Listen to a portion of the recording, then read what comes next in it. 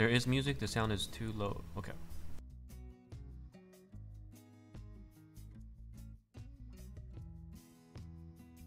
Alright, hello Twitch and YouTube. Welcome again to Myas here.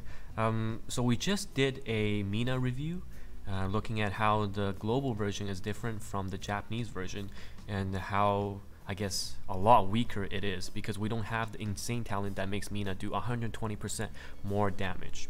Okay, so now that we know that global is definitely different, we're gonna look at the big three that everyone's so excited about, the Kain, Ruby, and Ru, to see how different they are compared to their Japanese counterparts, and to see if, you know, it's really worth it getting those three top units, worth the hours of countless rerolling for that arena push. Okay, so let's take a look at Kain first. So Kain in Arena is just a really good anti-heal, counter-attack, multi-attack beast, okay? So if we look at the first skill, it's 100% attack with a chance to disable heal, fantastic. And the next skill is AoE, 3 targets, 110% attack, and a chance to decrease heal. And then third skill is penetration damage of 300%. Okay, it's really good, right? Because there's lots of heals in Arena. If you can disable it, it's fantastic. So her Kain's his innate talent is 30% chance to awaken untamed nature. So he goes kind of like crazy with the aura around him in the Arena, and increase multi-attack and counter-attack by 80% for 2 turns. And when the enemy recovers HP, increase attack by 10% for 2%. So I'm guessing this is for every 2% of HP recovered, we get 10% of attack, stacking up to 5 stacks, so 50% attack. I'm not sure how the wording makes sense here, but you just have to know that he can turn into a counterattack and multi-strike beast in PvP. And then his level 60 talent is do 50% more damage attacking support enemies, and when you have your Untamed Nature up, it has a 100% chance to absorb damage. So this is the game-breaking talent he has. So sometimes in Arena you're fighting a Kain, and you know you kill everything, and the Kain's the only guy left. Instantly he goes into Untamed Nature, and all the damage you're doing is healing him, and he just counterattacks, multi-attacks, and suddenly your team is dead. Okay, that's what makes Kain a super amazing unit, because you can't heal against him. You're not doing damage, you're healing him, right? So it's really fantastic, and everyone recommends rerolling for Kain. So now if we look at the Japanese version, okay, so the first skill is the same, the second skill is also the same, and the third skill is the same as well, so no changes here. And now we look at the innate talent. It's a 50% chance to go into it has 50% chance to go into the Untamed Nature version when the enemy heals. So the enemy has to heal, and then you have a 50% chance of going into that phase. And you gain 100% counterattack and multi-attack. And also you get 30% attack increase when you're in that Untamed version, and it stacks up to 5, so he can gain 150% attack ups. So this is based on the fact that when enemy heals, you have 50% chance of gaining this Untamed stance, and then it can keep stacking all the way up to 150%. So that's really good. And I think this one is the same, the level 60 talent, 50% more damage to support types, and when you enter Untamed stance, you kind of absorb damage, 100% of the damage. And also when you attack, when you get attacked, 100% chance that the attacker who attacks you has 100% heal block, so heal decreased by 100%. So I'd say again, the Japanese version is a bit stronger, but I think our Kain is still fantastic. Okay, so definitely worth rerolling for. Here it's just we have a 30% flat to enter Untamed Nature when enemy recovers HP. For the Japanese version, it's 50%. So 20%, yeah, not make or break, but they get 30% attack while we get 10% attack. So I guess it's a bit more balanced, I would say, but he's still really good PvP. Okay, so moving on, we look at Ruby. So Ruby was, people said Ruby is the counter to Kain, which is true. When you're playing against a Kain in PvP, Ruby can really screw him up because her passive can get rid of the Untamed stance. So if we look at the skills, just take a quick look.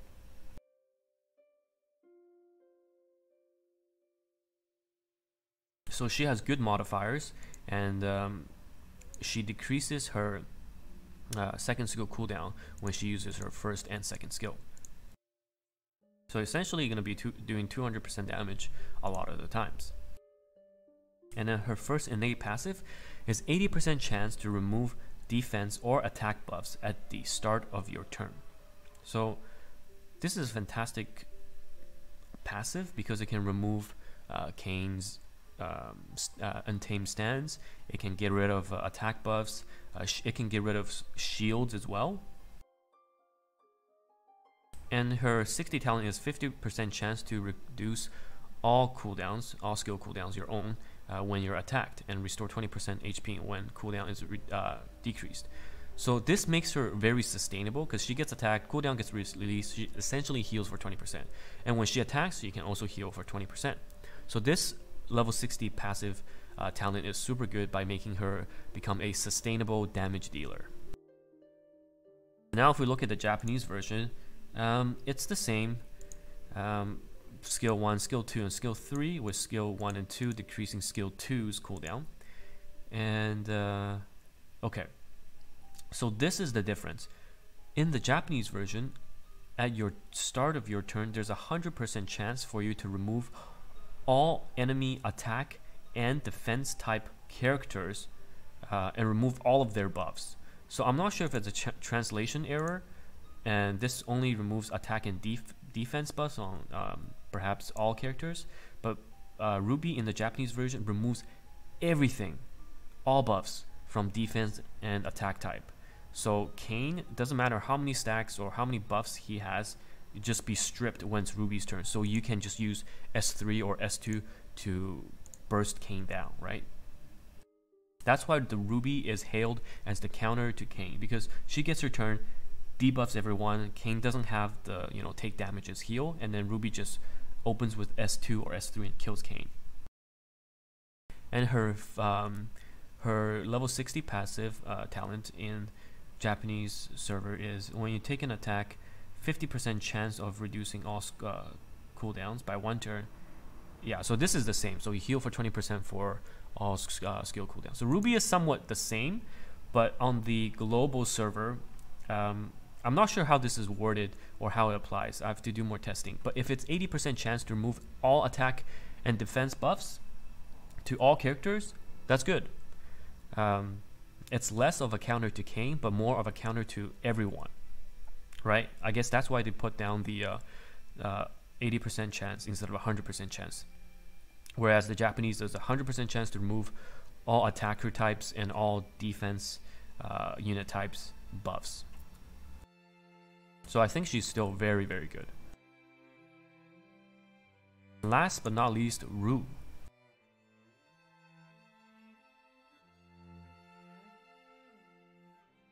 So Ru has been kind of hailed as the unit that really helps with supporting your healer and kind of providing revives and then removing debuffs, and also as cleansing enemy debuffs, enemy buffs.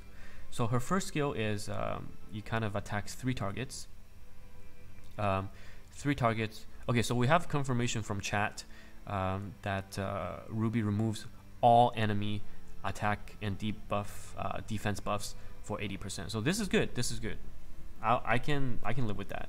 So instead of 100% removal on attackers and defenders, you get team-wide removal with a lower chance. That's fine. Okay, so back to Ru.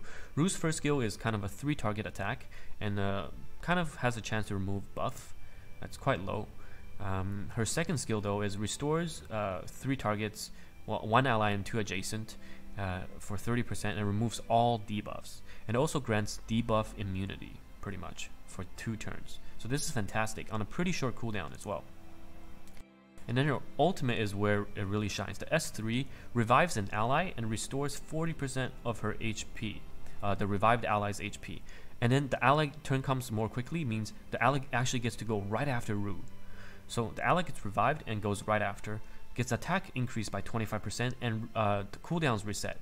So it's very, very flexible. You can revive a healer and AoE heal the entire team, for example Deimos, or you can revive an attacker and use S3 to burst someone down.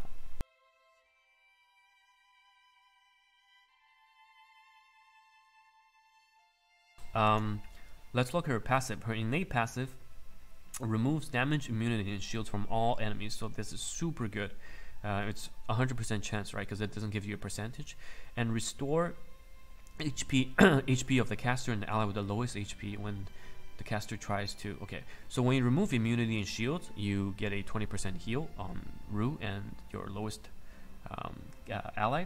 And also, actually, when you use your first skill, 35% chance to remove buffs, it also heals, right? Because it's trying to remove the enemy's buff. But you get, again, 20% heal. So this is fantastic. And I'm pretty sure it stacks as well. So let's say you attack 3 people and you remove 2 buffs, that's 40% heal for Rue and for your ally with the lowest HP. And now her level 60 talent is fantastic as well. So you remove 1 abnormal status from all allies at the end of your turn. So pretty much you're cleansing your entire team for free at the end of your turn. And when an attack that's going to kill you, you activate resolve. So how resolve works is, I think you're just left with 1 HP and you just don't die for that turn or for that damage instance. So let's say someone hits you for 3000 and you have 20 HP, you just go down to 1 HP, but you cling on, right? And it restores, when she dies, restore all HP, ally HP by 30% and decrease all skill cooldowns by 1 turn upon death. So when she dies, she'll be healing your entire team for 30% and decreasing skill cooldowns by 1 turn. And this has some form of nice synergy with Ruby, because this means a 20% or 30% heal for Ruby, right? Because it's decreasing cooldown. Okay, now if we look at the Japanese version, Rue has a higher chance on skill 1. It's 50% chance to remove buffs, but it's removing 1. So, okay, it's also 1 here. So instead of 35%, it's 50% on the Japanese server. And the second skill is you heal for 35% and remove all debuffs. Okay, so the second skill is pretty much the same. Okay, third skill is very different though. Third skill is you revive a target for 100% of the HP, and then for 2 turns gain 75% attack. So instead of the speed up where it's pushing the ally to go right after Rue, you get a 75% attack buff. To be honest, I actually prefer the global version then, because sometimes you just need that emergency revive into a team heal by Deimos, or you need an emergency revive into, let's say, a Kain or a Ruby for just straight up killing the enemy Kain. So I actually like the global version better in this case, and also reset the cooldown. Okay, and then let's see our passives. The passives is at the start of your turn. Okay, so this is the same. Remove shields and heal for 20% of the lowest ally and Rue if a buff is removed. But this is at the start of the turn, whereas the global version, Rue's skill is at the end of the turn. Okay, so it's better on the Japanese server for this. Okay, and then her level 60 talent is at the end of your turn, remove, also cleanse 1 debuff each on all allies, and if you get a fatal blow, okay, you have resolve. So this part is the same. You avoid death once. Okay, but this is different. Holy, if you die, your team gets healed 100% and 2 turns of cooldown reduction. So for global, we have, what do we have? We have a 30% heal on death for the team and a cooldown reduction of 1 turn. But Ru on the Japanese server is 100% heal for the entire team and a 2 turn cooldown reduction. So yeah, I think this is better. Even though in the global server we have the push, the revival target to go right after you, I think this is just much better. If Ru dies, 100% team heal, 100% team heal plus 2 turn cooldown. That is insane. And you get to remove damage, shields, and invincibility at the beginning of your turn. Yeah, I'd say the Japanese version better. Okay, so the final verdict, the big 3 that everyone's talking about: Ruby, Kain, Ru, that everyone wanted to reroll to get them for PvP arena. I personally think they are still really, really good and worth the time to do it. I really think so.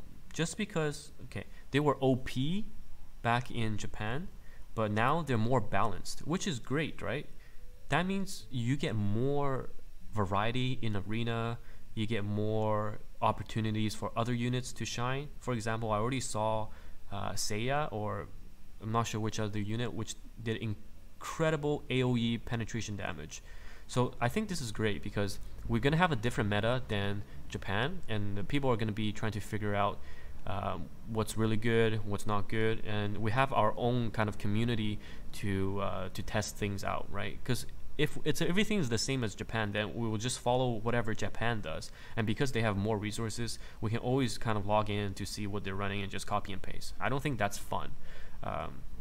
So I'm glad they kind of tuned down the some of the really strong units from Japan and made it more viable for people to try other units in global.